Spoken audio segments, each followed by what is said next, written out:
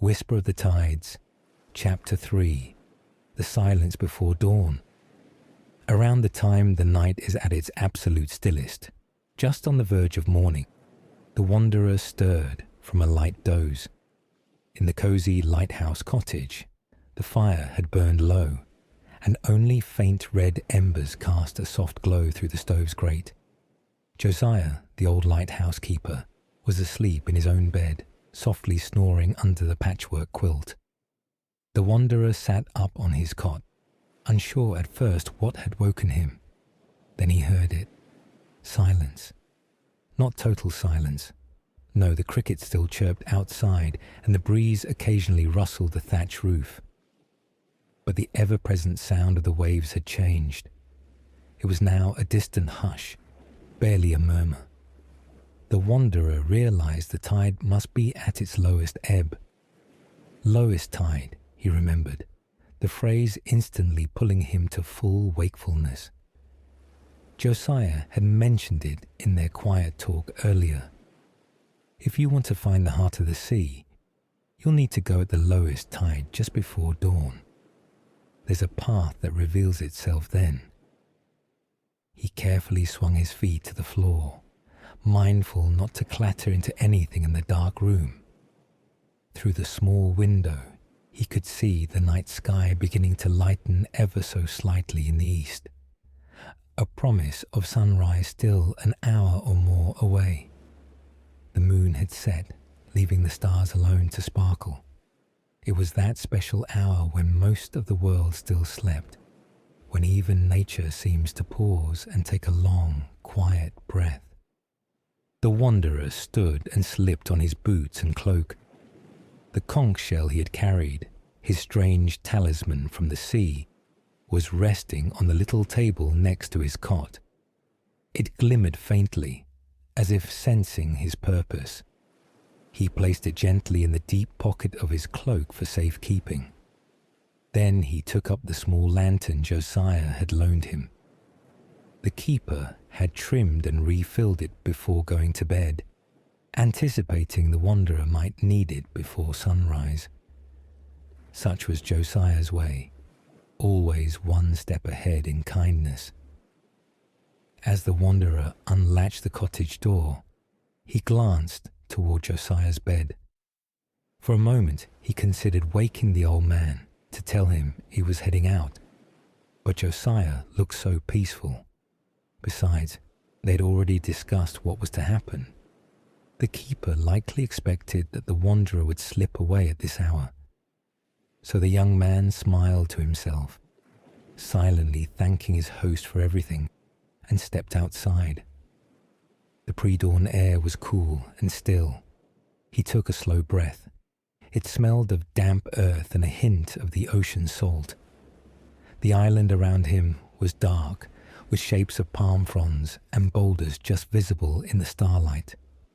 To his right, the pale outline of the lighthouse tower stood guard, its lamp extinguished until the coming night. The sky overhead was a dome of countless stars, the Milky Way a faint band. It was the kind of serene darkness that one seldom sees except in the most remote places. The silence felt profound. Not a single gull cried, not a single wave crashed, at least none that he could hear from here. The tide was as far out as it would go, and the ocean had seemingly drawn its breath in and not yet exhaled. Lantern in hand, the wanderer followed the sandy path back toward the beach. He moved slowly, partly to keep quiet, partly to appreciate the hush. Each footstep sounded a little loud on the packed sand and pebbles, so he shortened his stride, walking heel to toe as softly as possible. The golden light from his covered lantern threw just enough illumination to guide him, and he kept it tilted low to avoid disturbing any nocturnal creatures or any remaining darkness-loving fireflies. At the tree line he paused, recalling Josiah's instructions from the evening before. To find the heart of the sea, go to the eastern shore. Follow the reef rocks until you see the hanging vines. The cave's entrance is hidden there, but mind you, it's only reachable at the very lowest tide. You'll know it when you can walk the path of grey sand round the point. The eastern shore should be to his left, he remembered. The side of the island that faced the open sea rather than the sheltered cove where he'd landed. The lagoon where they'd seen the shell patterns was inland, not far from where he was now. From the lagoon, the eastern shoreline was a short walk through another stand of trees. He turned eastward, away from the path that led to the dock and instead onto a less trod route under the palms. The ground here was uneven, covered in a mix of sand and tufts of hardy grass. He brushed aside a drooping tree branch in his way, the leaves cool with dew. A few fireflies still blinked lazily in the deeper bushes, but as he passed, they dimmed their lights, as if yielding to the approaching dawn. It wasn't long before he heard the faint sound of the ocean ahead. Rounding a cluster of banana plants, he emerged onto the eastern beach of the island. In the darkness, it took his eyes a moment to adjust, but thankfully the starlight was enough to outline the features.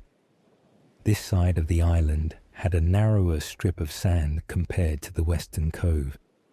Instead of a broad beach, there was a series of rock formations and tide pools.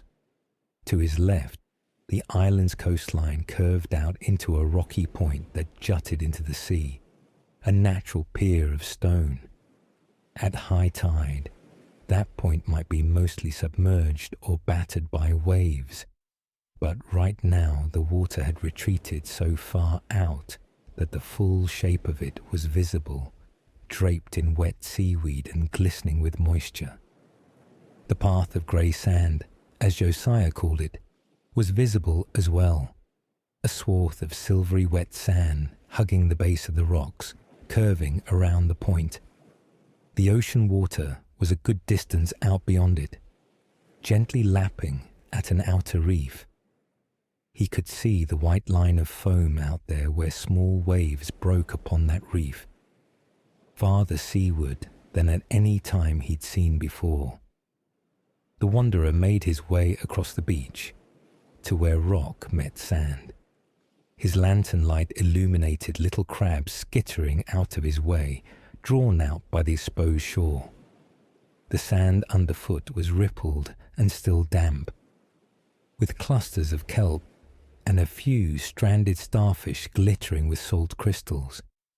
It felt like walking on the ocean's own secret terrace, one that was only revealed for this brief interval. As he approached the rocky point, he put one hand on the stone for balance. The rocks were dark and slick in places with algae. He recognized them as the same formation he'd seen from the lagoon hike. This must be near where the lagoon's hidden spring connected out to the sea. The rock wall rose above him on his right, not very high, perhaps twice his height in places, pockmarked and rough. On his left, a flat stretch of sand, maybe 4 paces wide, extended forward, with shallow pools here and there reflecting the stars. This was the hidden path Josiah meant, accessible now at low tide, but in a couple of hours it might be underwater again. He treaded carefully along the line between sand and rock, minding the occasional stray wavelet that lazily rolled in from the reef and washed over his boots. The water was chill against his ankles, but not forceful. Rounding the bend of the point, he came face to face with a curtain of vines swaying gently from an overhang of the rock wall. They looked somewhat out of place, long, ropey strands of jungle vine, some as thick as his wrist, draping down over a dark hollow in the cliffside. The vines were decorated with a few night-blooming flowers. pale blossoms that emitted a faint sweet scent, even at this hour. Behind them, in the rock, was a shadowy recess tall enough for a person to enter upright. The wanderer lifted the lantern, and the warm light revealed a rough opening in the stone, a cave entrance, just as described. He felt a flutter of both excitement and nerves in his stomach. This was it.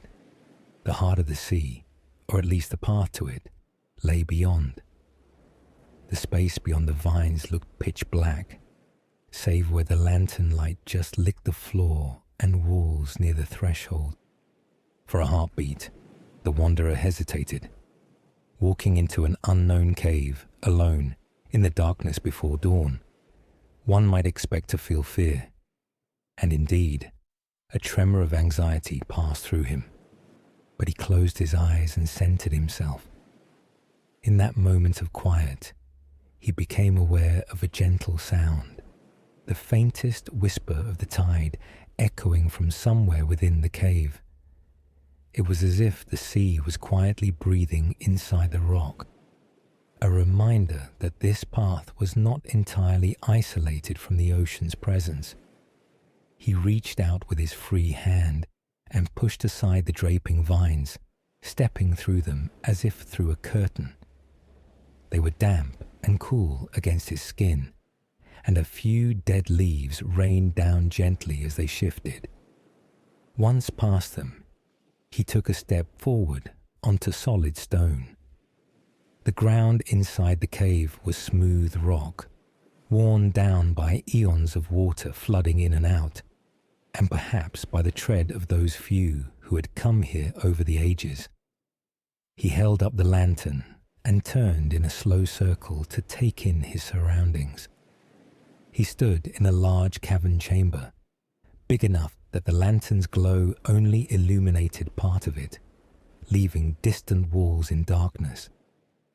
The ceiling arched maybe 3 or 4 times his height overhead. From it hung stalactites and vine roots that had snaked their way through from above ground. The floor was mostly flat, with shallow dips where tide pools had formed. Some of those pools still held water that glinted under the lantern's shine. The air was cool and damp, carrying the scent of wet stone and minerals.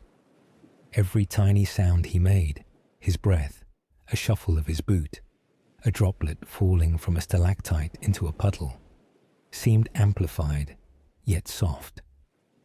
The acoustics smoothed the sounds, making them gentle echoes that lingered briefly and then faded into the stillness. Along the walls, he noticed something faintly luminescent.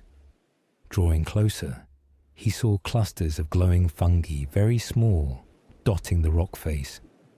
They emitted a bluish-green light, like the ember of a firefly frozen in place. And as he peered at them, he saw that they weren't scattered randomly. Many of the little fungal lights formed lines and curves, like the stroke of a painter's brush, or perhaps like writing. The wanderer raised the lantern nearer to the wall, squinting. Yes, the fungi traced patterns that were eerily similar to the swirling script-like shapes carved on his conch shell and the shell arrangements in the lagoon.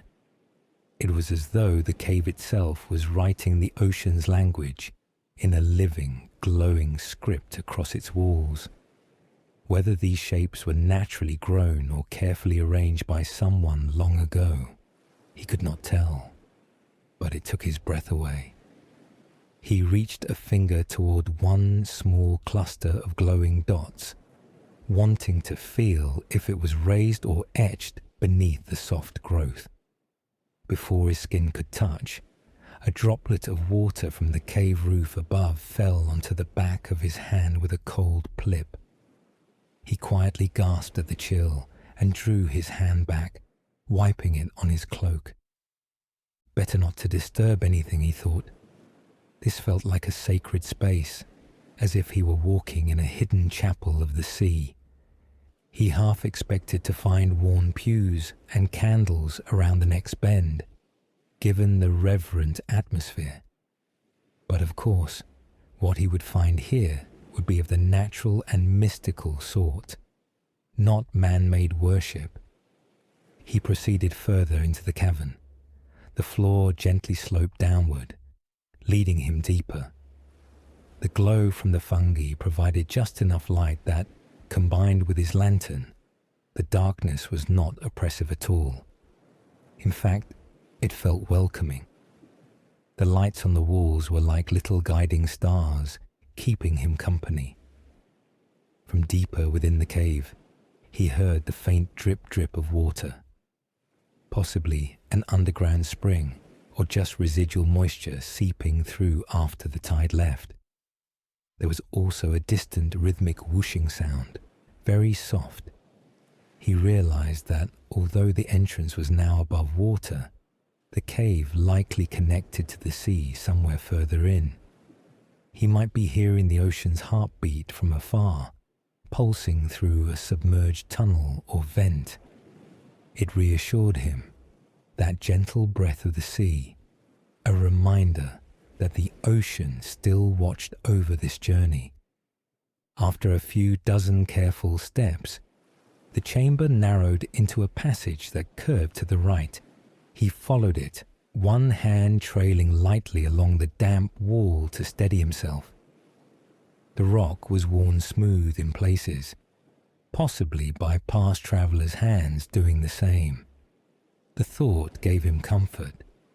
Others had walked here. He was not the first. That meant they had presumably found their way out safely as well, which bode well for him. At the end of the short passage, the space opened up into a second, smaller chamber. The lantern's glow reached the far wall here and revealed an alcove-like area.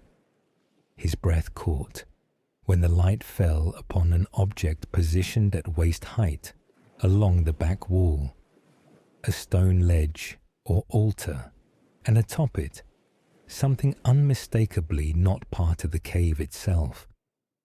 It was a small wooden chest. The chest was roughly the size of a bread box, made of dark wood that had a slight reddish hue in the lantern light. It had metal hinges and bindings that were tarnished green with age, but it looked remarkably intact. It rested on the stone ledge as though placed there deliberately, not tossed by waves. And indeed, this part of the cave looked like it stayed mostly dry, even when the tide came in. The floor here was only damp in patches, and the ledge itself was about chest high on the wanderer, well above any waterline he could imagine reaching inside. He approached it slowly. This felt like approaching an altar in truth. His footsteps slowed and softened instinctively, as if he were in a sanctum. The muscles in his chest tightened with anticipation. Could this be what he was meant to find? Who left it here? Was it the heart of the sea? Probably not literally the heart, but it likely contained something important, perhaps the message or knowledge he sought. A part of him worried. What if the chest is empty or locked tight? But as he drew near, those worries faded. He saw that the lid was not fully closed. It was resting down, but not latched, if it even had a working latch. Whoever left it here intended it to be opened by a seeker like him, he suspected.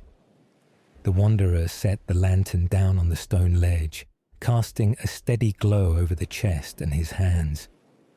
He took a deep breath to steady himself. In the quiet, the drip of water somewhere behind him echoed like a slow clock.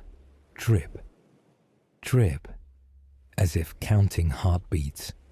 He lifted the lid. The hinges gave a tiny squeal of protest, dry from disuse, but they moved.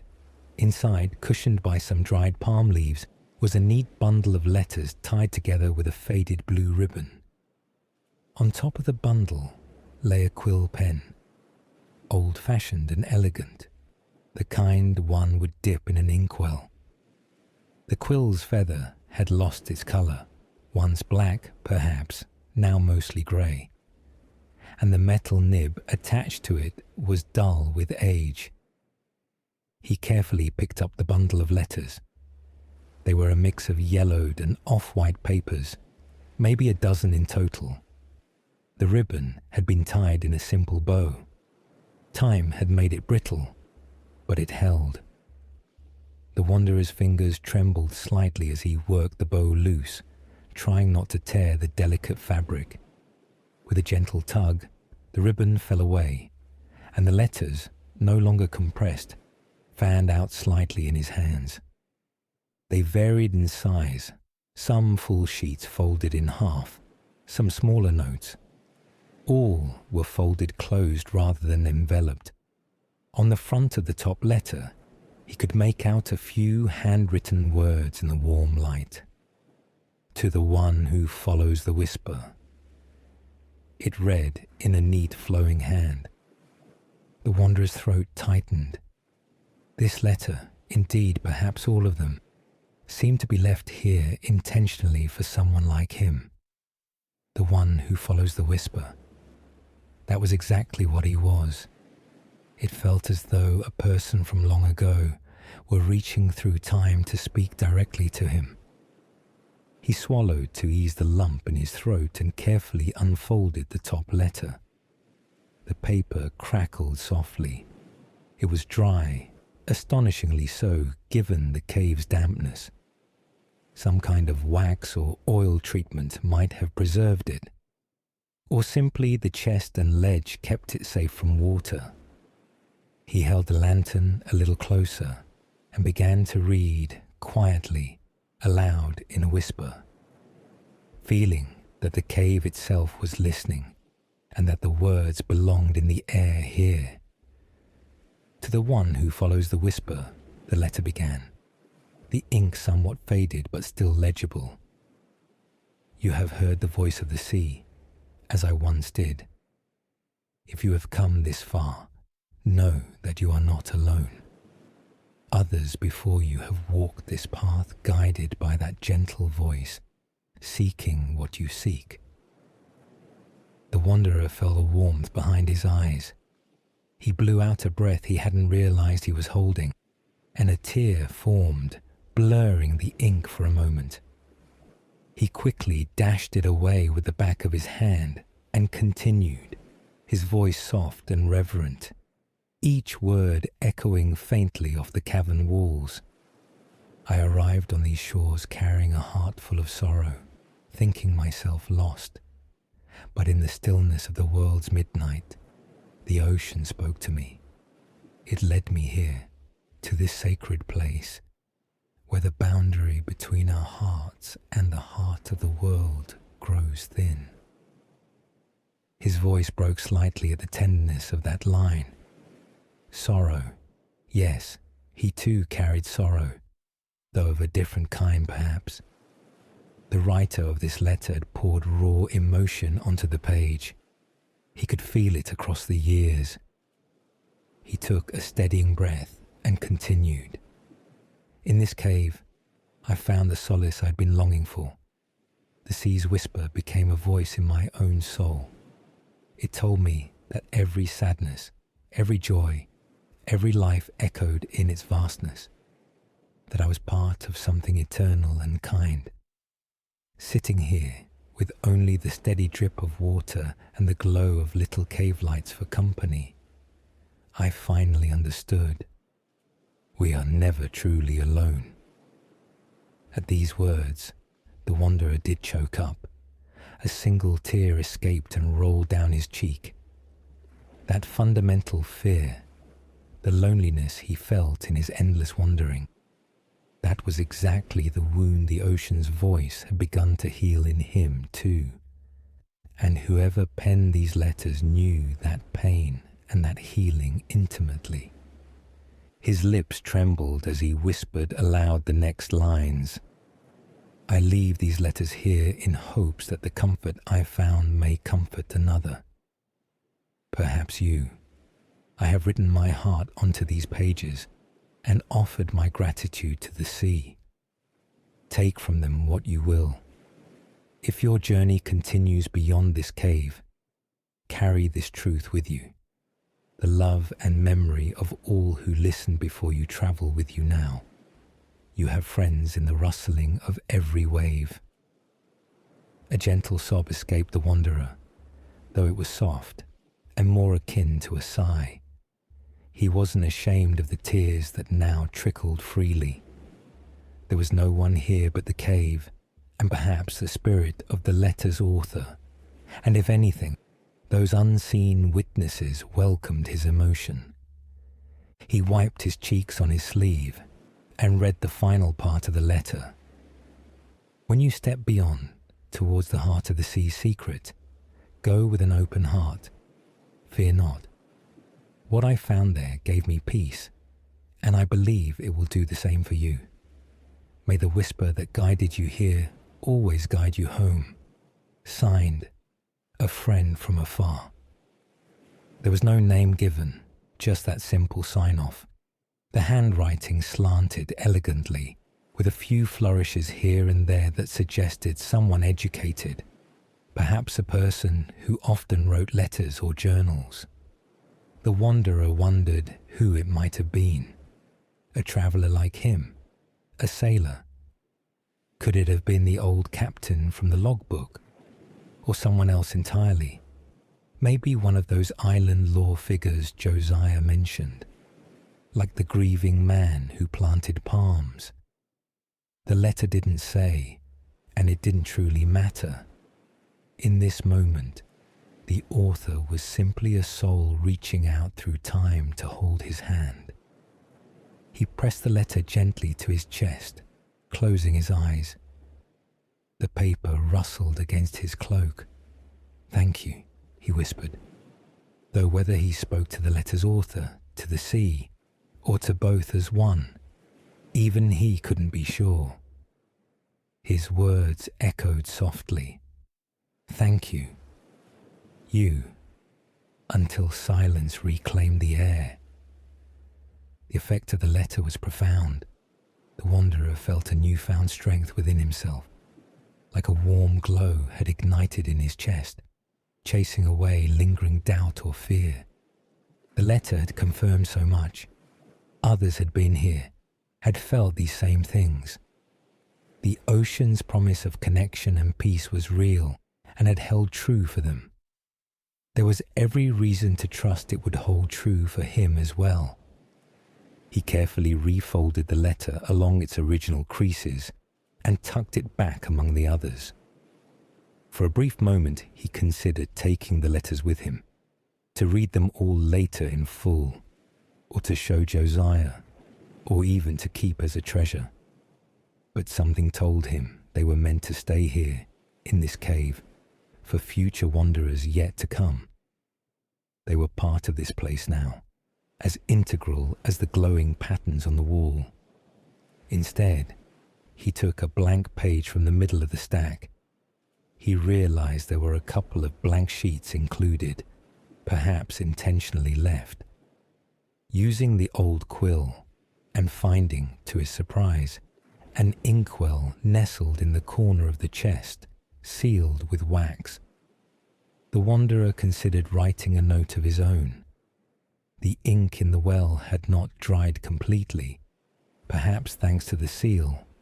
When he unstoppered it, there was just enough usable ink at the bottom. It felt right to add his voice too. Holding the quill in a slightly awkward grip, it had been some time since he'd written with such an old-style pen, but he managed.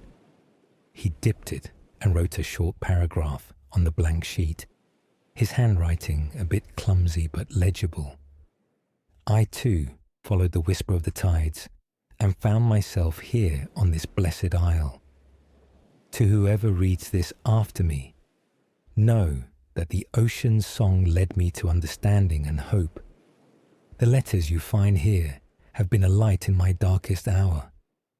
I add my gratitude to theirs. Go forward with a peaceful heart.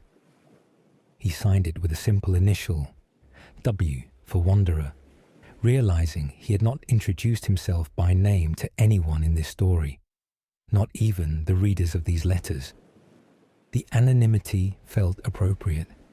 Down here, they were all just kindred spirits. He gently placed his new written note with the others and retied the ribbon to secure the bundle. He doubted he'd match the neat bow from before, but at least it kept everything together. Then he closed the chest, making sure the inkwell was sealed and replacing the quill on top of the letters as he'd found it. The act of writing his bit and returning the chest to the way it was gave him a sense of closure, as if concluding a quiet conversation. He felt ready now to move forward and seek the ultimate secret that the letter had alluded to, the very heart of the sea secret. He picked up the lantern again and turned away from the altar, casting his gaze to a narrow passage at the far side of the small chamber, partly hidden in shadow. It was the only way onward that he could see. A large stalagmite and its fused partner from the ceiling, a stalactite, flanked the opening like natural pillars, almost as if marking an entrance to something significant. From beyond that threshold, there was a hint of something different in the quality of darkness, like a denser shadow, but with the slightest tinge of gold. At first, he thought his eyes were playing tricks after focusing on the lantern and the glowing fungus, but no. There was a faint light coming from deeper within, a warm hue that the lantern's light hadn't produced. It was very subtle, but definitely there, illuminating the edges of the rock corridor with a soft shimmer. His heartbeat quickened. This must be it.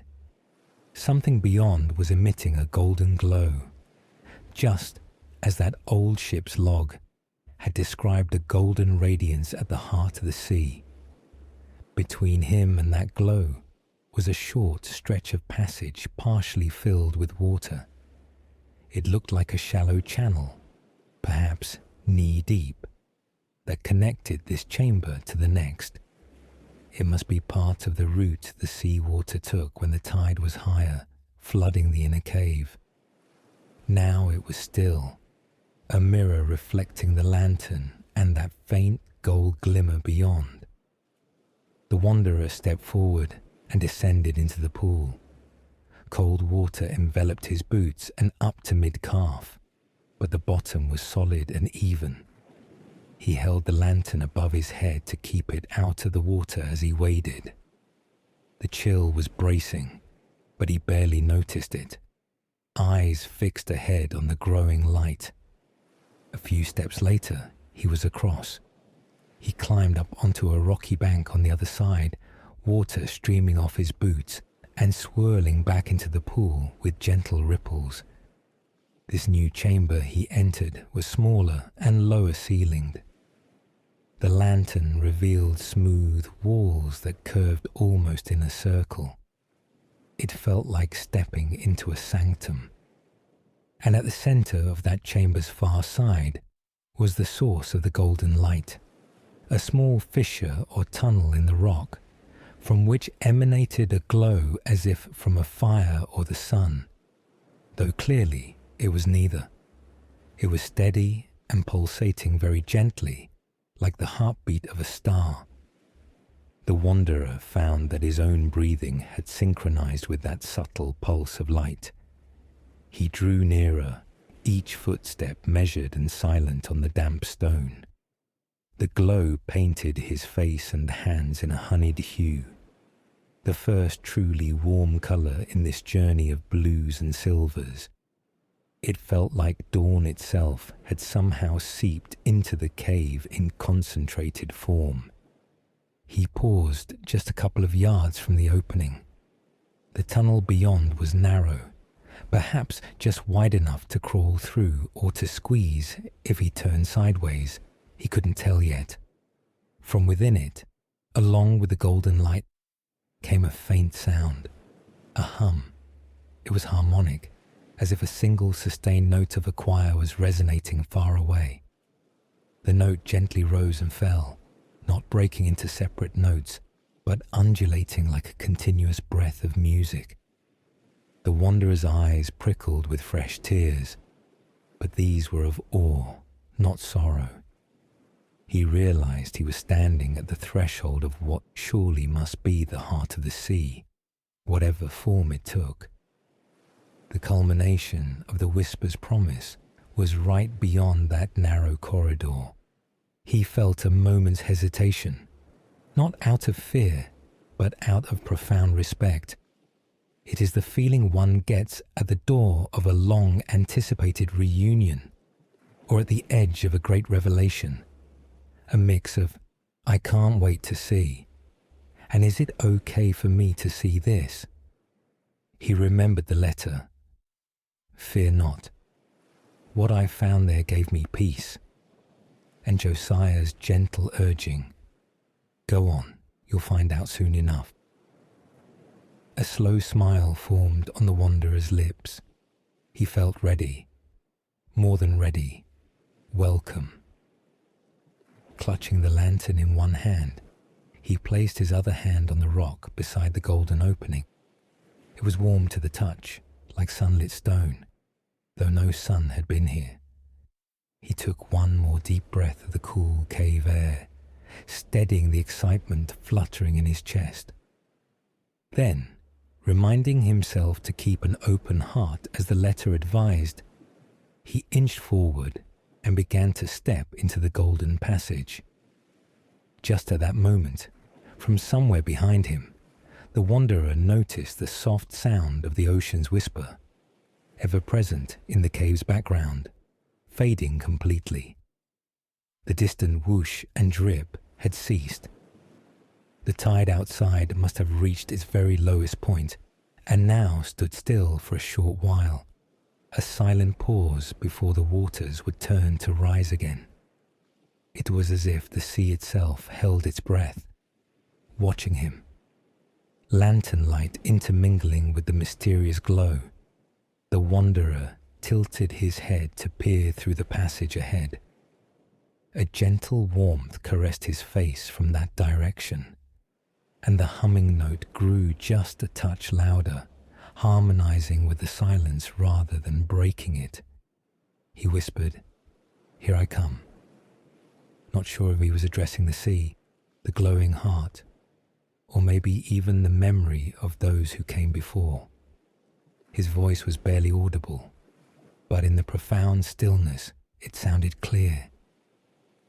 With hopeful eyes and calm breathing, he carried himself forward, a solitary figure moving toward the light. Beyond that threshold lay the answer, and he moved to meet it like a pilgrim at the gate of a long-sought sanctuary. In the pre-dawn darkness of the cave, now utterly quiet, the golden glow bathed the rock walls and the wanderer's form in a halo. Step by step, he disappeared into that radiance, leaving the still pools and silent letters behind him. And then, for a beat, nothing but silence reigned in the cavern.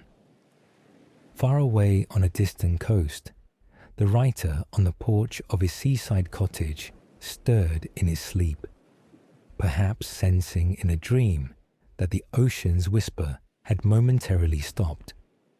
The last wave of the receding tide whispered against the shore and then held still, matching the hush in the cave and the hush in the listener's heart. All was poised on the edge of revelation, wrapped in the softest quietude of the waning night.